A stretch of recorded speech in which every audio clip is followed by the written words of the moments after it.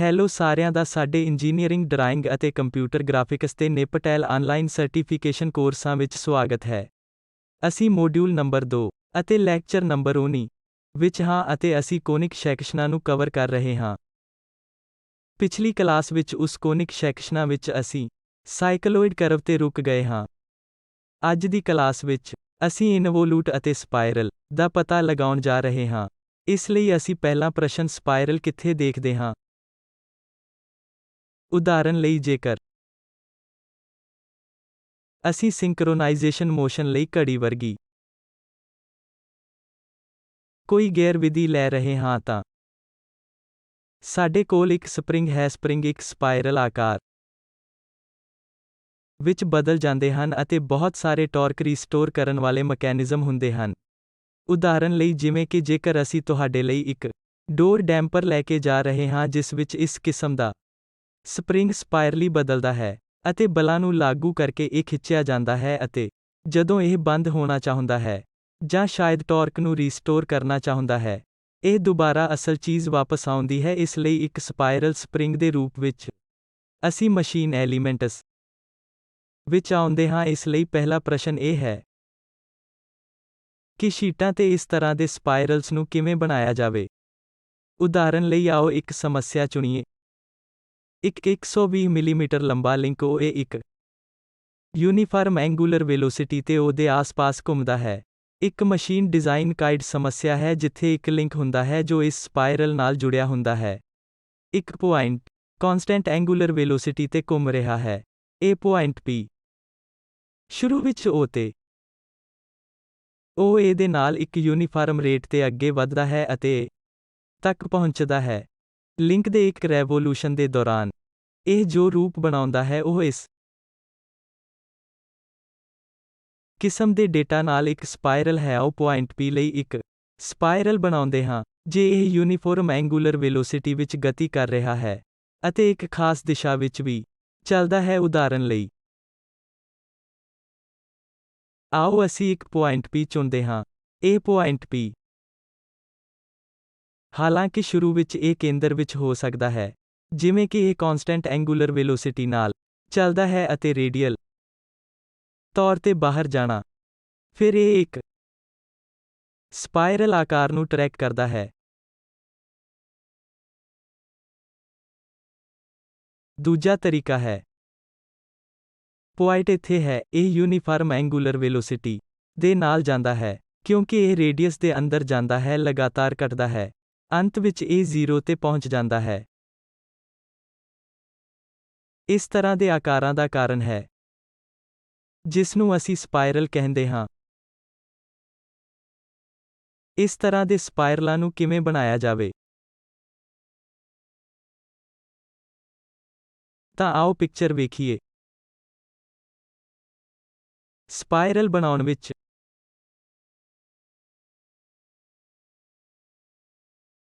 ਸ਼ਾਮਲ step centre ਅਤੇ radius OA ਦੇ ਨਾਲ ਹਨ। ਸਭ ਤੋਂ ਪਹਿਲਾਂ ਸਾਨੂੰ ਇੱਕ ਸਰਕਲ ਡਰਾ ਕਰਨਾ ਹੋਵੇਗਾ। ਇੱਕ ਪੁਆਇੰਟ ਲੱਭੋ O ਤੋਂ A ਦੇ ਨਾਲ। ਇੱਕ ਹੋਰ ਪੁਆਇੰਟ 120 mm ਮਕੈਨੀਕਲ ਐਲੀਮੈਂਟ ਮੌਜੂਦ ਹੈ ਅਤੇ OA ਵਜੋਂ ਰੇਡੀਅਸ ਦੇ ਨਾਲ ਇੱਕ ਸਰਕਲ ਬਣਾਓ। ਇਸ ਤੋਂ ਬਾਅਦ ਇਸ ਸਰਕਲ ਨੂੰ 8 ਬਰਾਬਰ ਹਿੱਸਿਆਂ ਵਿੱਚ ਵੰਡੋ। ਪਹਿਲਾ ਦੂਜਾ ਅਤੇ ਇਸੇ ਤਰ੍ਹਾਂ 8ਵੇਂ ਤੱਕ ਦੇ ਸਾਰੇ ਤਰੀਕੇ। ਇਸ ਦਾ ਨਾਮ A1 A2 ਦੀ ਤਰ੍ਹਾਂ ਰੱਖੋ ਅਤੇ ਇਸੇ ਤਰ੍ਹਾਂ A7 ਤੱਕ ਦੇ ਸਾਰੇ ਤਰੀਕੇ। ਸਰਕਲ ਤੇ ਸਭ ਤੋਂ ਪਹਿਲਾਂ ਇਸ ਨੂੰ ਨੋਟ ਕਰੋ ਕਿ ਅਸੀਂ ਇੱਕ ਸਰਕਲ ਨੂੰ 8 ਇਕੁਅਲ ਹਿੱਸਿਆਂ ਵਿੱਚ ਵੰਡਿਆ ਹੈ। ਉਸ ਤੋਂ ਬਾਅਦ ਟ੍ਰੇਸਿੰਗ ਪੁਆਇੰਟ ਦੀ ਯਾਤਰਾ ਨੂੰ ਵੰਡਦੇ ਹਾਂ। ਉੱਥੇ ਇੱਕ ਪੁਆਇੰਟ P ਹੁੰਦਾ ਹੈ ਜੋ ਉਸ ਸਪਾਇਰਲ ਜਾਂ ਸਰਕੂਲਰ ਦਿਸ਼ਾ ਤੇ ਇਸ ਤਰੀਕੇ ਨਾਲ ਅੱਗੇ ਵਧ ਰਿਹਾ ਹੈ ਕਿ OA ਨੂੰ ਸੰਖਿਆਵਾਂ ਦੇ ਨਾਲ 8 ਭਾਗਾਂ ਵਿੱਚ ਵੰਡਿਆ ਜਾਵੇ। ਇਸ ਲਈ ਇਹ ਇੱਕ ਪੁਆਇੰਟ ਹੈ। ਸ਼ਾਇਦ ਜਾਂ ਤਾਂ ਅੰਦਰ ਜਾਂ ਸ਼ਾਇਦ ਉਹ ਪੁਆਇੰਟ ਵੱਲ ਵਧ ਰਿਹਾ ਹੈ ਜੋ ਬਾਹਰ ਦੀ ਦਿਸ਼ਾ ਵਿੱਚ ਬਾਹਰ ਵੱਲ ਜਾ ਰਿਹਾ ਹੈ। ਜੋ ਵੀ ਹੋ ਸਕਦਾ ਹੈ। ਇੱਕ ਰੈਵੋਲੂਸ਼ਨ ਲਈ ਦਿਨ ਦੇ ਅੰਤ ਵਿੱਚ ਇਹ ਪੂਰਾ ਚੱਕਰ 360 ਡਿਗਰੀ ਨੂੰ ਕਵਰ ਕਰਦਾ ਹੈ ਅਤੇ ਉਹ ਪੁਆਇੰਟ ਤੱਕ ਪਹੁੰਚਦਾ ਹੈ ਜੋ ਇਹ O ਤੋਂ ਸ਼ੁਰੂ ਹੁੰਦਾ ਹੈ। ਐਂਗੂਲਰ ਵੈਲੋਸਿਟੀ ਦਿਸ਼ਾ ਵਿੱਚ ਰੇਡੀਅਲੀ ਤੌਰ ਤੇ ਬਾਹਰ ਨਿਕਲਦਾ ਹੈ। ਅੰਤ ਵਿੱਚ ਇਹ A ਤੇ ਆਉਂਦਾ ਹੈ। ਉਸ ਸਥਿਤੀ ਵਿੱਚ ਅਸੀਂ ਕੀ ਕਰਨ ਜਾ ਰਹੇ ਹਾਂ? ਦੂਰੀ ਨੂੰ ਵੰਡਣਾ ਹੈ। ਰੇਡੀਅਲ ਦੂਰੀ। ਇਹ ਪੁਆਇੰਟ ਲੋਕਸ ਪੁਆਇੰਟ ਜੋ ਇਸ ਪੁਆਇੰਟ ਤੱਕ ਸਾਰੇ ਤਰੀਕੇ ਨਾਲ ਅੱਗੇ ਵਧਦਾ ਹੈ। ਇੱਕ ਵੰਡ ਜੋ 8 ਇਕੁਅਲ ਪੁਆਇੰਟ 1 2 3 4 ਵਿੱਚ ਅਤੇ ਇਸ ਤਰ੍ਹਾਂ ਸਾਰੇ ਤਰੀਕੇ ਨਾਲ ਇਸ ਨੂੰ ਵੱਖ-ਵੱਖ ਪੁਆਇੰਟਾਂ ਵਿੱਚ ਨਾਮ ਦਿੰਦੇ ਹਨ। ਹੁਣ O ਸੈਂਟਰ ਅਤੇ ਰੇਡੀਅਸ O ਇੱਕ ਦੇ ਨਾਲ O ਸੈਂਟਰ ਹੈ ਅਤੇ ਇਹ ਇੱਕ ਰੇਡੀਅਸ ਹੈ। O ਤੋਂ ਉਸ ਪੁਆਇੰਟ ਤੱਕ ਸਾਰੇ ਰਸਤੇ ਇੱਕ ਚਾਪ ਡਰਾ ਕਰਦਾ ਹੈ। ਇਸ ਪੁਆਇੰਟ ਨੂੰ P1 ਦੇ ਤੌਰ ਤੇ ਇਹ ਪੁਆਇੰਟ ਐਂਗੂਲਰ ਵੈਲੋਸਿਟੀ ਅਤੇ ਰੇਡੀਅਲ ਡਾਇਰੈਕਸ਼ਨ ਨਾਲ ਵੀ ਚੱਲਦਾ ਹੈ। ਇਸ ਲਈ O ਤੋਂ 2 ਤੱਕ ਇੱਕ ਪੁਆਇੰਟ P2 ਬਣਾਉਣ ਲਈ ਇੱਕ ਹੋਰ ਕਰਵ ਡਰਾ ਕਰੋ ਜੋ ਇਸੇ 2 ਲਾਈਨ ਨੂੰ O ਤੋਂ 3 ਤੱਕ ਕੱਟਦਾ ਹੈ। ਇੱਕ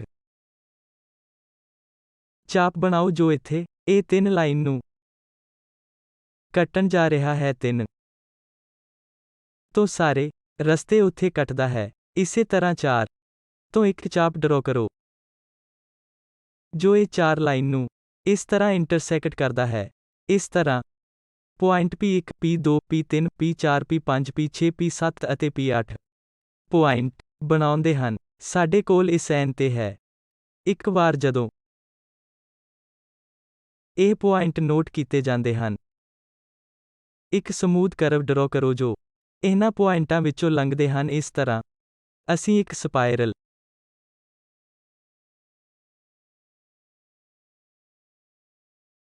ਬਣਾਉਣ ਦੀ ਸਥਿਤੀ ਵਿੱਚ ਹੋਵਾਂਗੇ।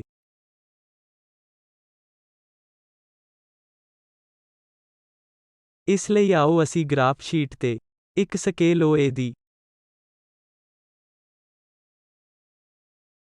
ਵਰਤੋਂ ਕਰੀਏ ਜੋ 120 mm ਹੋਣਾ ਚਾਹੀਦਾ ਹੈ। ਤਾਂ ਗ੍ਰਾਫ ਸ਼ੀਟ ਤੇ ਲੋਕੇਟ ਕਰੋ।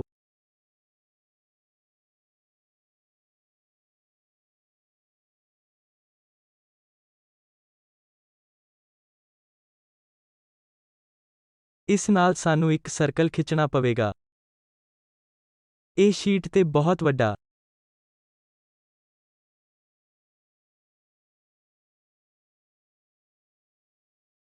ਸਰਕਲ ਹੋਵੇਗਾ ਜੋ ਸਾਰੇ ਪਾਸੇ ਜਾ ਰਿਹਾ ਹੈ। ਇਸ ਲਈ ਮੈਂ ਪਹਿਲਾਂ ਸਰਕਲ ਦਾ ਉਹ ਹਿੱਸਾ ਡਰਾ ਕਰਦਾ ਹਾਂ।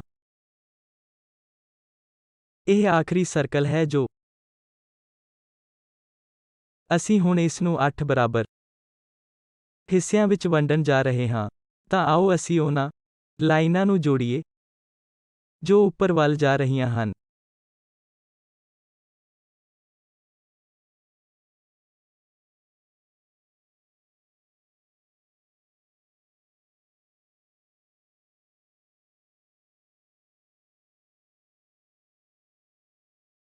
ਫਿਰ ਸਾਨੂੰ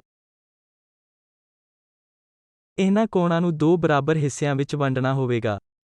ਇਸ ਲਈ ਜੇਕਰ ਇਹ ਇੱਕ ਹੈ ਤਾਂ 45 ਡਿਗਰੀ ਦਾ ਇੱਕ ਚਾਪਵੀਂ ਲਾਈਨ ਹੈ।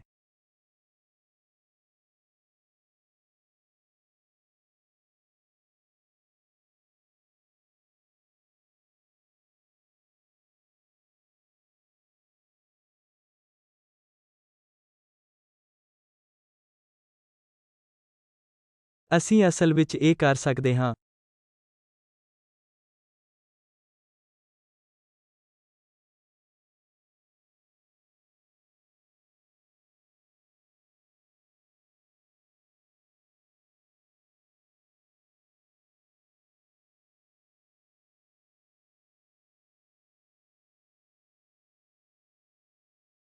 ਕਿ ਹੁਣ ਆਪਣੇ ਸਕੇਲ ਦੀ ਵਰਤੋਂ ਕਰਕੇ ਇਹਨਾਂ ਲਾਈਨਾਂ ਵਿੱਚ ਜੋੜੋ। ਇਸ ਲਈ 8 ਇਕੁਅਲ ਹਿੱਸੇ ਹੁਣ ਲਾਈਨ 120 ਮਿਲੀਮੀਟਰ ਹੈ ਜਿਸ ਨੂੰ ਅਸੀਂ 8 ਇਕੁਅਲ ਹਿੱਸਿਆਂ ਵਿੱਚ ਵੰਡਣ ਜਾ ਰਹੇ ਹਾਂ, ਇਸ ਲਈ 120/8 ਸਾਨੂੰ 15 ਮਿਲੀਮੀਟਰ ਦੀ ਵਰਤੋਂ ਕਰਨੀ ਪਵੇਗੀ। ਇਸ ਨੂੰ 130, 45, 60,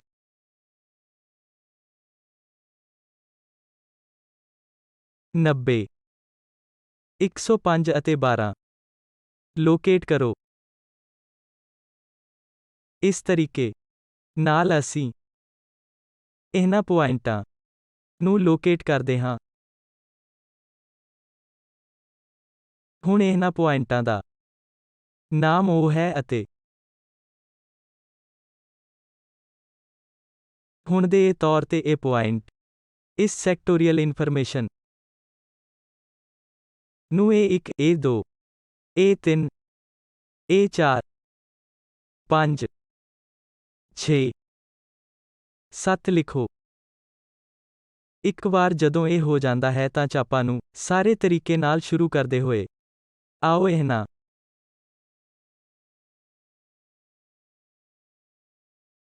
ਨੰਬਰਾਂ ਨੂੰ 1, 2, 3, 4, 5, 6, 7 ਅਤੇ 8ਵਾਂ ਨਾਮ ਵੀ ਦਈਏ। A ਮਾਪ ਤੋਂ ਦੂਰੀ ਇੱਕ ਚਾਪ ਬਣਾਉਂਦੀ ਹੈ।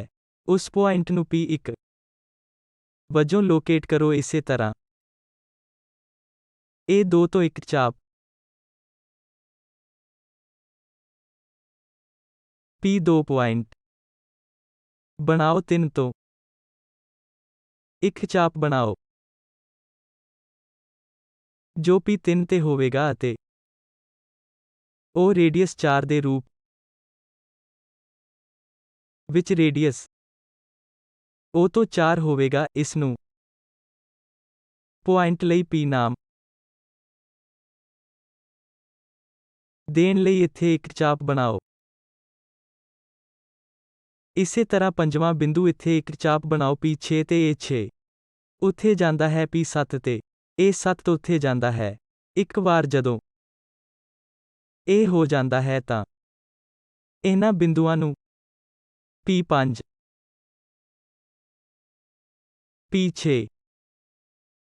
P7 ਤੇ ਮਾਰਕ ਕਰੋ ਅਤੇ P8 ਹਮੇਸ਼ਾ A ਤੇ ਹੁੰਦਾ ਹੈ। ਹੁਣ ਇਹਨਾਂ ਪੁਆਇੰਟਾਂ ਨੂੰ O ਨਾਲ ਸ਼ੁਰੂ ਕਰਕੇ ਸਾਰੇ ਤਰੀਕਿਆਂ ਨਾਲ ਜੋੜੋ। ਇਸ ਲਈ ਜੇਕਰ ਸਾਡੇ ਕੋਲ ਹੋਰ ਬਹੁਤ ਸਾਰੀਆਂ ਡਿਵੀਜ਼ਨ ਹਨ A1, 2,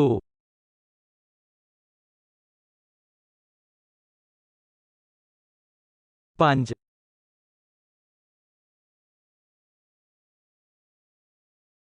ਤੋਂ ਚੰਗੀ ਤਰ੍ਹਾਂ 6, 7,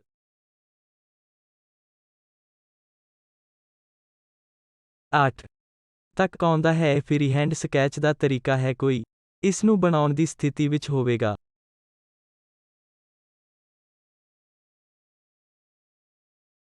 ਜੇਕਰ ਸਾਡੇ ਕੋਲ ਡਿਵੀਜ਼ਨ ਦੀ ਗਿਣਤੀ ਹੋਵੇ ਤਾਂ ਕਰਵ ਇਸ ਨੂੰ ਡਰਾ ਕਰਨ ਲਈ ਬਹੁਤ ਵਧੀਆ ਹੋਵੇਗਾ। ਇਹ ਉਹ ਹੈ ਜਿਸ ਨੂੰ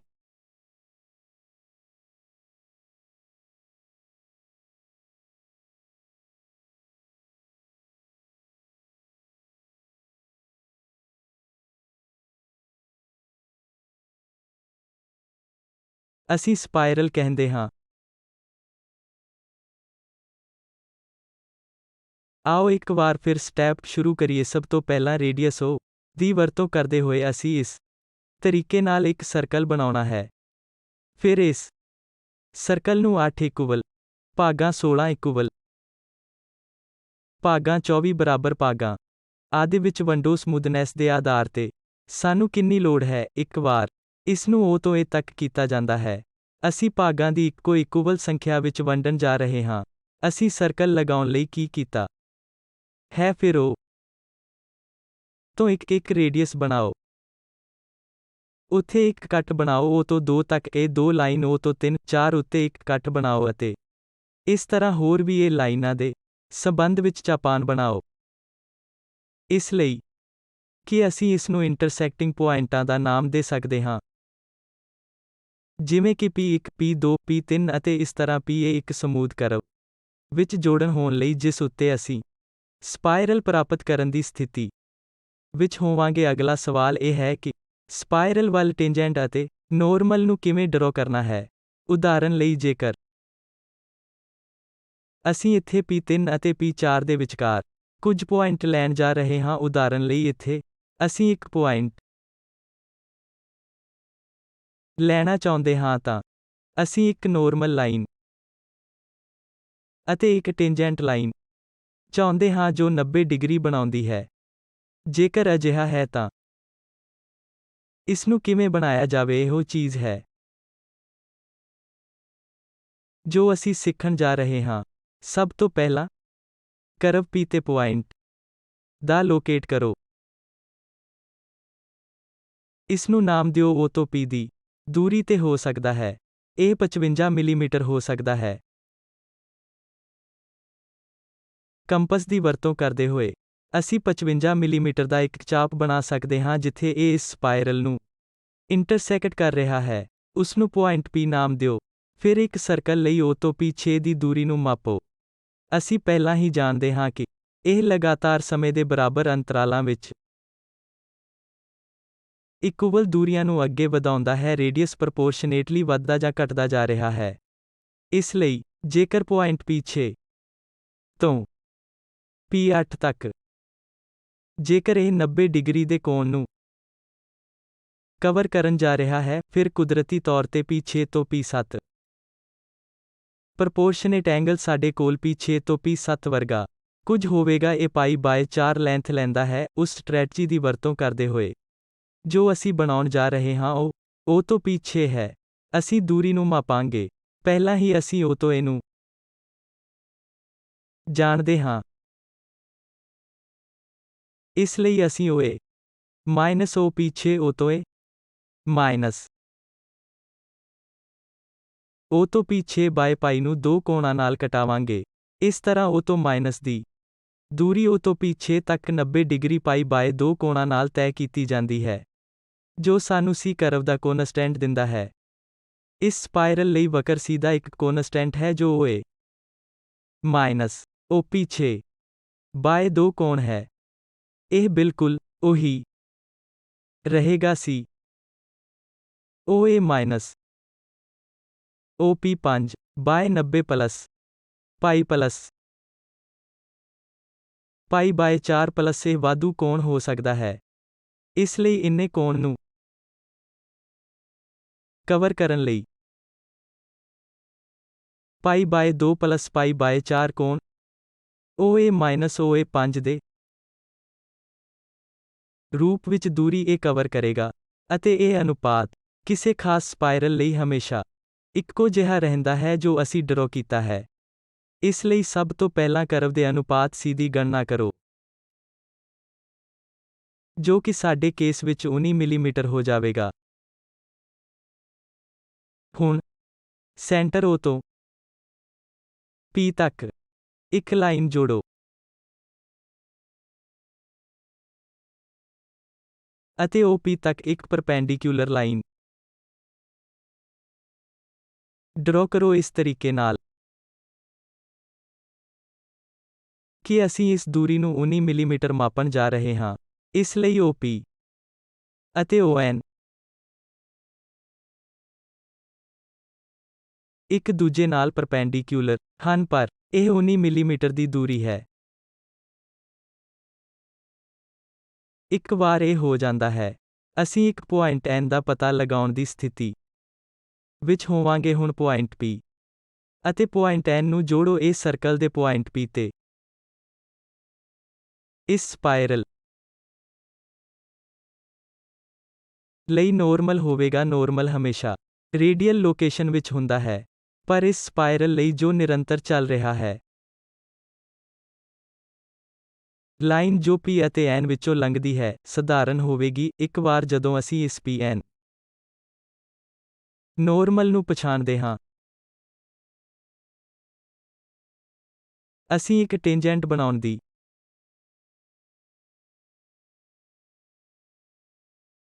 ਸਥਿਤੀ ਵਿੱਚ ਹੋਵਾਂਗੇ ਜੋ 90 ਡਿਗਰੀ ਤੇ ਹੋਵੇਗਾ। ਇਸ ਲਈ ਆਓ ਅਸੀਂ ਇਸ ਨੂੰ ਸ਼ੀਟ ਤੇ ਕਰਦੇ ਹਾਂ, ਜੋ ਕਿ ਅਸੀਂ ਸ਼ੀਟ ਤੇ ਪਹਿਲਾਂ ਹੀ ਇੱਕ ਸਰਕਲ ਡਰਾ ਲਿਆ ਹੈ। ਇਸ ਲਈ ਆਓ ਸ਼ੀਟ ਤੇ 19 ਮਿਲੀਮੀਟਰ ਨੂੰ ਮਾਪੀਏ। ਇਸ ਲਈ ਡਰਾਇੰਗ ਸ਼ੀਟ ਤੇ 0 ਇਹ ਹੈ ਅਤੇ 19 ਹੈ ਤਾਂ ਆਓ ਅਸੀਂ ਡਰਾਇੰਗ ਸ਼ੀਟ ਨੂੰ ਵੇਖੀਏ। ਇਹ 19 ਮਿਲੀਮੀਟਰ ਹੋਵੇਗਾ। ਇਸ ਲਈ ਤੇ ਕਰਵ ਤੇ O ਤੋਂ ਆਓ ਇਸ ਨੂੰ ਕਰਵ ਲਈ ਸੀ ਲਿਖਦੇ ਹਾਂ, ਜੋ 19 ਮਿਲੀਮੀਟਰ ਹੈ, ਅਤੇ ਪੁਆਇੰਟ ਦਾ ਇਨਟੈਂਡਡ ਪੁਆਇੰਟ P ਜਿੱਥੇ ਅਸੀਂ 55 ਮਿਲੀਮੀਟਰ ਤੇ ਇੱਕ ਨੋਰਮਲ ਟੈਂਜੈਂਟ ਡਰਾ ਕਰਨਾ ਚਾਹੁੰਦੇ ਹਾਂ। ਇਸ ਲਈ ਸਭ ਤੋਂ ਪਹਿਲਾਂ 19 ਮਿਲੀਮੀਟਰ ਅਤੇ 55 ਮਿਲੀਮੀਟਰ ਦੋਵਾਂ ਦਾ ਪਤਾ ਲਗਾਓ। ਇਸ ਲਈ ਇਹ 55 ਮਿਲੀਮੀਟਰ ਹੈ। ਇਸ ਲਈ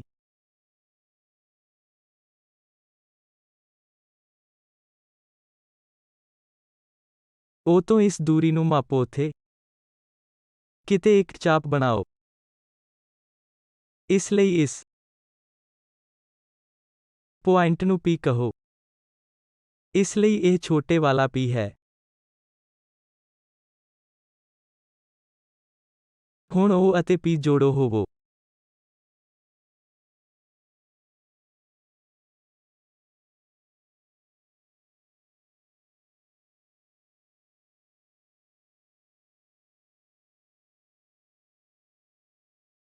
ਇਸ ਲਈ ਇਹ ਉਸ ਸਰਕਲ ਲਈ ਨੋਰਮਲ ਹੈ। ਉਸ ਕਰਵ ਤੇ 90 ਡਿਗਰੀ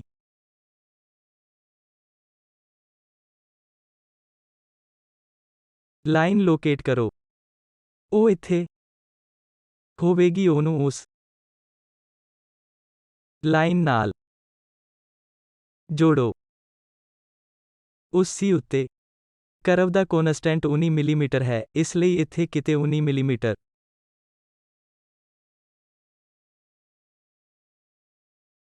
ਦਾ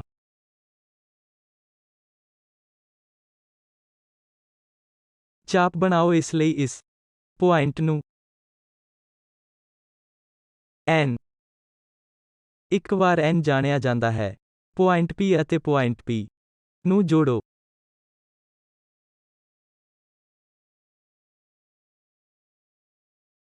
ਇਹ ਇੱਕ ਨਿਰੰਤਰ ਲਾਈਨ ਹੋਣੀ ਚਾਹੀਦੀ ਹੈ, ਪਰ ਸਿਰਫ ਵਿਜ਼ਿਬਿਲਿਟੀ ਉਦੇਸ਼ ਲਈ ਮੈਂ ਇਸ ਨੂੰ ਇੱਕ ਡੈਸ਼ ਲਾਈਨ ਦੁਆਰਾ ਦਿਖਾ ਰਿਹਾ ਹਾਂ। ਇਸ ਲਈ ਇਹ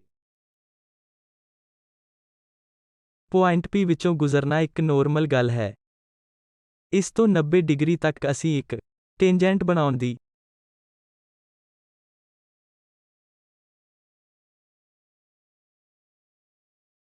ਸਥਿਤੀ ਵਿੱਚ ਹੋਵਾਂਗੇ। ਇਹਨਾਂ ਦੋ ਲਾਈਨਾਂ T ਟੈਂਜੈਂਟ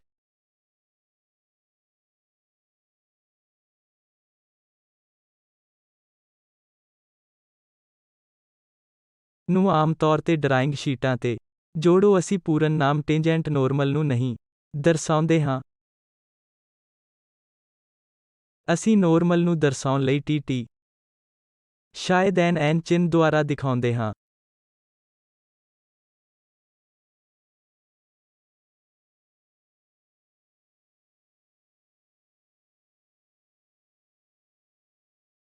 ਇਸ ਤੋਂ ਬਾਅਦ ਸਪਾਇਰਲ ਬਣਾਇਆ ਗਿਆ ਹੈ।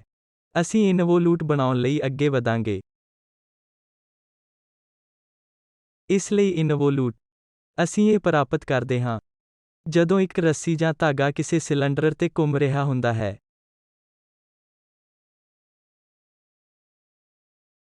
ਉਦਾਹਰਨ ਲਈ ਜਿਵੇਂ ਕਿ ਇਹਨਾਂ ਮਸ਼ੀਨਾਂ ਦੇ ਦੌਰਾਨ ਜੇਕਰ ਤੁਸੀਂ ਰੀਲਾਂ ਤੇ ਰੱਸੀ ਜਾਂ ਧਾਗਾ ਬੰਨ੍ਹਣਾ ਚਾਹੁੰਦੇ ਹੋ, ਥ੍ਰੈਡ ਐਂਡ ਪੁਆਇੰਟ ਦੇ ਧਾਗੇ ਦੇ ਲੋਕਸ ਨੂੰ ਇਸ ਤਰੀਕੇ ਨਾਲ ਘੁਮਾਉਂਦਾ ਹੈ ਕਿ ਇਹ ਕਿਵੇਂ ਚੱਲਦਾ ਹੈ ਜੋ ਕਿ ਬਣਾਇਆ ਜਾਵੇਗਾ ਜਾਂ ਇਨਵੋਲੂਟ ਨੂੰ ਦਰਸਾਉਂਦਾ ਹੈ। ਤਾਂ ਆਓ ਆਪਾਂ ਇਸ ਤਰ੍ਹਾਂ ਦੇ ਇਨਵੋਲੂਟ ਵਿੱਚ ਬਣਾਈਏ।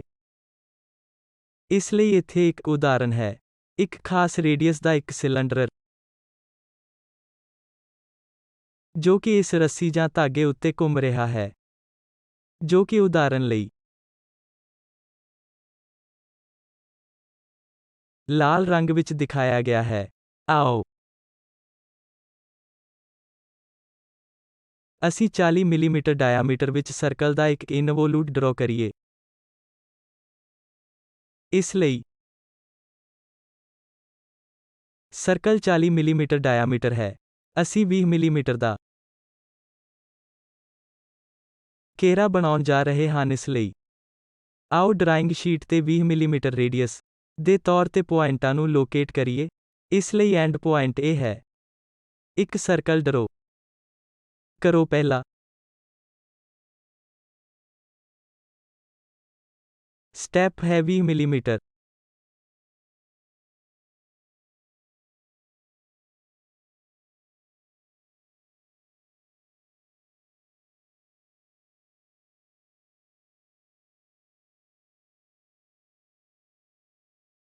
ਦਾ ਰੇਡੀਅਸ ਇੱਕ ਸਰਕਲ ਡਰਾ ਕਰਨਾ। ਫਿਰ ਇੱਕ ਲਾਈਨ PQ ਡਰਾ ਕਰੋ।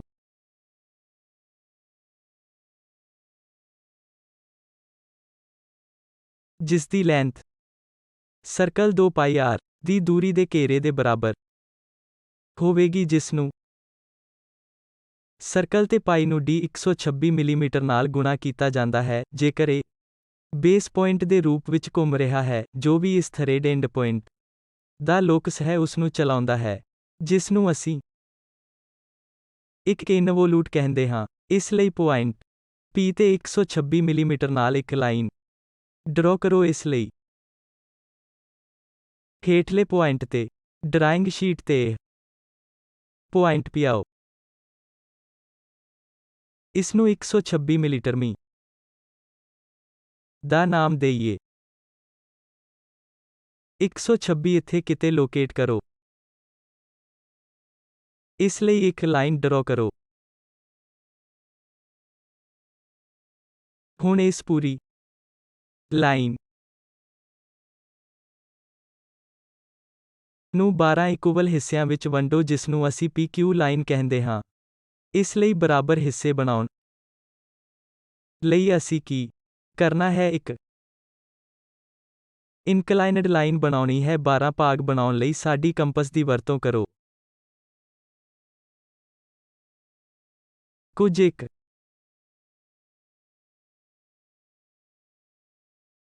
ਤੋਂ 3 4 5 6 7 8 9 10 11 ਅਤੇ 12 ਇਸ ਲਈ ਆਖਰੀ ਬਿੰਦੂ ਅਸੀਂ ਉਸ ਦੇ ਪੈਰਲਲ ਸਕੇਲ ਦੀ ਵਰਤੋਂ ਕਰਕੇ ਜੋੜਨ ਜਾ ਰਹੇ ਹਾਂ।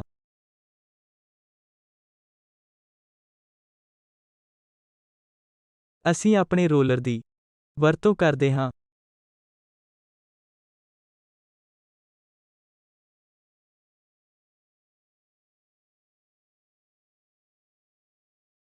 ਜਿਵੇਂ ਕਿ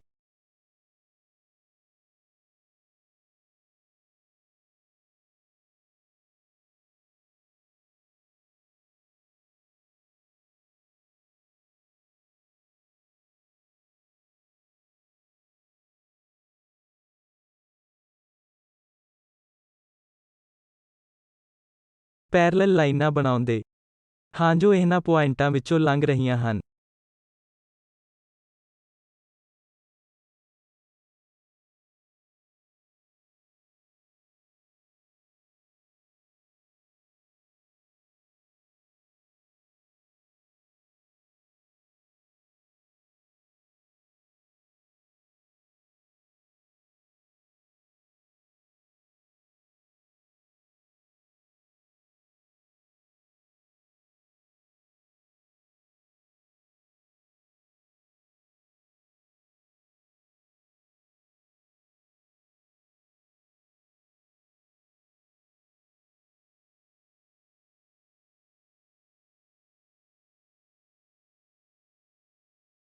ਇਹਨਾਂ ਪੁਆਇੰਟਾਂ ਨੂੰ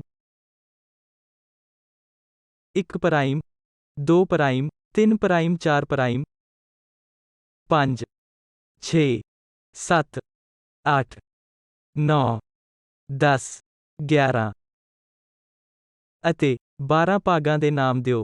ਇਸ ਲਈ 1 2 3 4 5 6 7 8 9 10 11 12 ਇਕੁਅਲ ਹਿੱਸੇ ਸਾਡੇ ਕੋਲ ਹੋਣ। ਸਰਕਲ ਵੀ 12 ਬਰਾਬਰ ਹਿੱਸਿਆਂ ਵਿੱਚ ਵੰਡਿਆ ਜਾਣਾ ਚਾਹੀਦਾ ਹੈ। ਇਸ ਲਈ ਅਸੀਂ 12 ਬਣਾਉਣ ਲਈ ਆਪਣੇ ਪ੍ਰੋਟੈਕਟਰ ਦੀ ਵਰਤੋਂ ਕਰ ਸਕਦੇ ਹਾਂ। ਤਿੰਨੋਂ ਹਨ। ਇਸ ਲਈ 30 ਡਿਗਰੀ ਕੋਣ ਸਾਨੂੰ ਹਰ 30 60 90 120 150 180 ਬਣਾਉਣ ਦੀ ਸਥਿਤੀ ਵਿੱਚ ਹੋਣਾ ਚਾਹੀਦਾ ਹੈ। ਆਓ ਇਹਨਾਂ ਲਾਈਨਾਂ ਨੂੰ ਜੋੜੀਏ।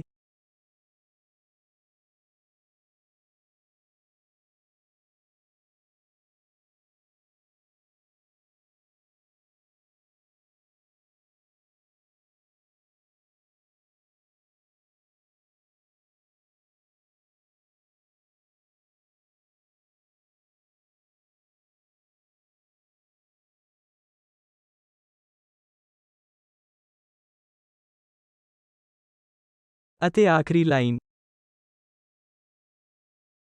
ਇਸ ਨੂੰ ਇੱਕ ਵਾਰ ਬਣਾਉਣ ਤੋਂ ਬਾਅਦ ਇਸ ਦਾ ਨਾਮ 1 2 3 4 5 6 7 8 9 10 11 12 ਪੁਆਇੰਟ ਹੈ। ਇਹ ਉਹ ਪੁਆਇੰਟ ਹਨ ਜਿਨ੍ਹਾਂ ਰਾਹੀਂ ਇਹ ਰੱਸੀ ਦੀ ਲੈਂਥ ਇੱਕ ਵਾਈਡਿੰਗ ਰੱਸੀ ਹੈ। ਹੁਣ ਇਹਨਾਂ ਪੁਆਇੰਟਾਂ ਲਈ ਟੈਂਜੈਂਟ ਡਰਾ ਕਰੋ। ਉਦਾਹਰਨ ਲਈ ਇੱਥੇ ਸਾਨੂੰ ਇਸ ਦੇ ਹਰੇਕ ਪੁਆਇੰਟ ਤੇ ਇੱਕ ਟੈਂਜੈਂਟ ਡਰਾ ਕਰਨਾ ਪੈਣਾ ਹੈ। ਇਸ ਲਈ ਇਹ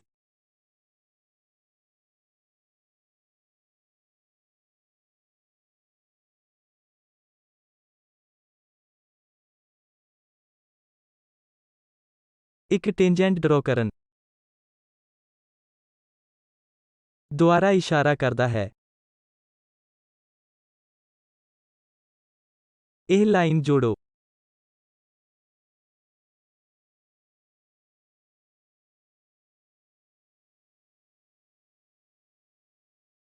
ਇਸੇ ਤਰ੍ਹਾਂ ਬਿੰਦੂ 3 ਤੇ ਇੱਕ ਟੈਂਜੈਂਟ ਡਰਾ ਕਰੋ ਜੋ ਕਿ 90 ਡਿਗਰੀ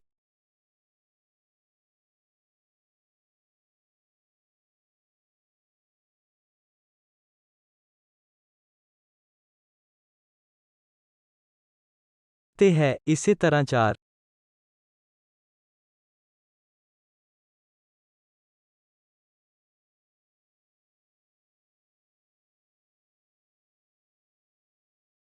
5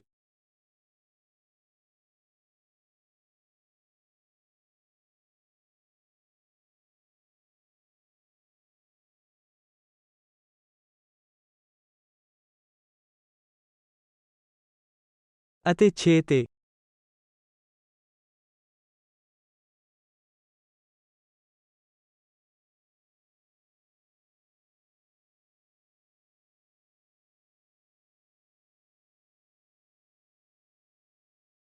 ਆਓ ਅਸੀਂ ਇਸ ਟੈਂਜੈਂਟ ਨੂੰ ਵਧਾਉਂਦੇ ਹਾਂ ਜੋ ਬਿੰਦੂ 2 ਤੋਂ ਲੰਘ ਰਿਹਾ ਹੈ। ਹੁਣ ਬਿੰਦੂ Q ਇਸ ਸਿਲੰਡਰ ਤੇ ਜਾ ਰਿਹਾ ਹੈ। ਇਸ ਲਈ ਸਾਨੂੰ ਅੱਗੇ ਦਾ ਉਦੇਸ਼ ਕੀ ਕਰਨਾ ਹੈ? ਆਓ ਅਸੀਂ PQ ਲਾਈਨ ਨੂੰ 12 ਹਿੱਸਿਆਂ ਨੂੰ 12 ਹਿੱਸਿਆਂ ਦੇ ਸਰਕਲ ਵਿੱਚ ਵੰਡਣ ਤੋਂ ਬਾਅਦ ਇਸ ਸਲਾਈਡ ਨੂੰ ਵੇਖੀਏ। ਇਹਨਾਂ ਟੈਂਜੈਂਟਸ ਨੂੰ ਪੁਆਇੰਟ 1 2 3 ਤੇ ਉਸ ਸਰਕਲ ਵੱਲ ਡਰਾ ਕਰਨ ਤੋਂ ਬਾਅਦ ਸਾਨੂੰ point P1 P2 P3 P4 ਅਤੇ ਇਸ ਤਰ੍ਹਾਂ ਨਾਲ ਲੱਭਣੇ ਪੈਣਗੇ ਜੋ P1 ਦੂਰੀ ਕਰਨਾ ਚਾਹੁੰਦੇ ਹਨ। ਆਓ ਅਸੀਂ ਪਹਿਲੇ ਪੁਆਇੰਟ 1 ਤੋਂ P1 ਪੁਆਇੰਟ ਨੂੰ P2 1 ਪ੍ਰਾਈਮ ਦੇ ਇਕੁਅਲ ਚੁਣੀਏ। ਇਸ ਲਈ P ਪੁਆਇੰਟ A ਹੈ ਅਤੇ ਇੱਕ O ਹੈ। ਇਸੇ ਤਰ੍ਹਾਂ ਸਾਨੂੰ ਪੁਆਇੰਟ P2 ਨੂੰ ਇਸ ਤਰੀਕੇ ਨਾਲ ਲੋਕੇਟ ਕਰਨਾ ਹੋਵੇਗਾ ਕਿ 2 P ਤੋਂ ਦੂਰੀ ਹਮੇਸ਼ਾ P2 ਪ੍ਰਾਈਮ ਦੂਰੀ ਦੇ ਬਰਾਬਰ ਹੋਵੇ। ਇਸ ਲਈ P2 ਪ੍ਰਾਈਮ ਦੂਰੀ ਜੋ ਵੀ ਹੋਵੇ, P ਤੋਂ ਕੰਪਸ ਦੀ ਵਰਤੋਂ ਕਰਕੇ ਉਸ ਦੂਰੀ ਦੀ ਵਰਤੋਂ ਕਰੋ। ਲਾਈਨ ਟੈਂਜੈਂਟ ਨੂੰ ਇੰਟਰਸੈਕਟ ਕਰਨ ਦੀ ਕੋਸ਼ਿਸ਼ ਕਰੋ ਜੋ ਦੋ ਬਿੰਦੂ ਵਿੱਚੋਂ ਲੰਘ ਰਹੀ ਹੈ। ਇਸ ਲਈ 2 ਪੁਆਇੰਟ ਤੋਂ ਟੈਂਜੈਂਟ ਇਸ ਦੂਰੀ ਦੀ ਵਰਤੋਂ ਕਰਕੇ ਇਸ P2 ਪ੍ਰਾਈਮ ਦੀ ਵਰਤੋਂ ਕਰਕੇ ਉਸ ਦਿਸ਼ਾ ਵਿੱਚ ਜਾਂਦਾ ਹੈ। ਅਸੀਂ ਸੈਂਟਰ 2 ਦੇ ਆਧਾਰ ਤੇ ਇੱਕ ਚਾਪ ਬਣਾਉਣ ਜਾ ਰਹੇ ਹਾਂ, ਇਸ ਤਰ੍ਹਾਂ ਕਿ ਸਾਨੂੰ P2 ਪੁਆਇੰਟ ਮਿਲੇਗਾ। ਆਓ ਸ਼ੀਟ ਤੇ ਕਰੀਏ। ਸਾਨੂੰ ਸ਼ੀਟ ਤੇ ਸਥਿਤ ਇਹ ਪੁਆਇੰਟ P ਨੂੰ ਪਹਿਲਾਂ ਹੀ ਪਤਾ ਹੈ। ਹੁਣ ਦੂਰੀ P ਦੀ ਵਰਤੋਂ ਦੂਜੇ ਪੁਆਇੰਟ ਤੱਕ ਕਰੋ ਜੋ ਵੀ ਦੂਰੀ ਉਸ ਪੁਆਇੰਟ ਤੇ ਇਸ ਨੂੰ ਲੋਕੇਟ ਕਰਦੀ ਹੈ। ਇਹ P2 ਪੁਆਇੰਟ ਹੈ। ਇਸੇ ਤਰ੍ਹਾਂ P ਤੋਂ 3 ਪ੍ਰਾਈਮ ਦੂਰੀ ਲੋਕੇਟ ਕਰੋ। ਇਹ P3 ਪੁਆਇੰਟ ਹੋਵੇਗਾ।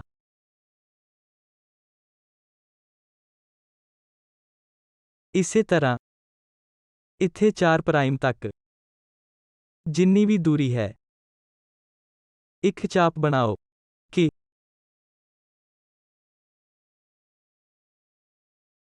ਸਾਡੇ ਕੋਲ P4 ਹੋਵੇਗਾ। 4 ਤੋਂ 5 ਤੱਕ ਇੱਕ ਦੂਰੀ ਲੋਕੇਟ ਕਰੋ। P5 ਉੱਥੋਂ ਤੱਕ 6 ਪ੍ਰਾਈਮ ਇੱਕ ਦੂਰੀ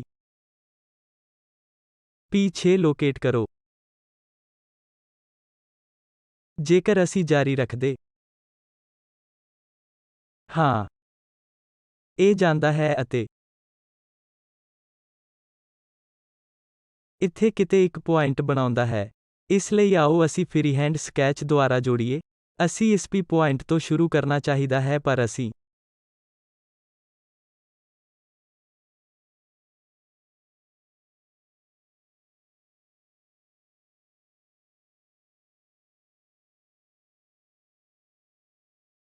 ਸਾਦੇਪਣ ਲਈ ਜਾ ਰਹੇ ਹਾਂ। ਸਾਨੂੰ ਉਸ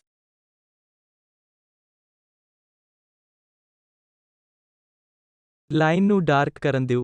ਇਸ ਤਰੀਕੇ ਨਾਲ ਸਾਡੀ ਇਨਵੋਲੂਟ ਜਾਂਦੀ ਹੈ। ਜੇਕਰ ਅਸੀਂ ਕਿਸੇ ਵੀ ਤਰ੍ਹਾਂ ਟੈਂਜੈਂਟ ਅਤੇ ਨੋਰਮਲ ਬਣਾਉਣ ਵਿੱਚ ਦਿਲਚਸਪੀ ਰੱਖਦੇ ਹਾਂ, ਇਹ ਟੈਂਜੈਂਟ ਹੈ ਜੋ ਜਾ ਰਿਹਾ ਹੈ, ਇਸ ਲਈ ਇਹ ਸਾਡੇ ਲਈ ਨੋਰਮਲ ਲਾਈਨ ਹੋਵੇਗੀ।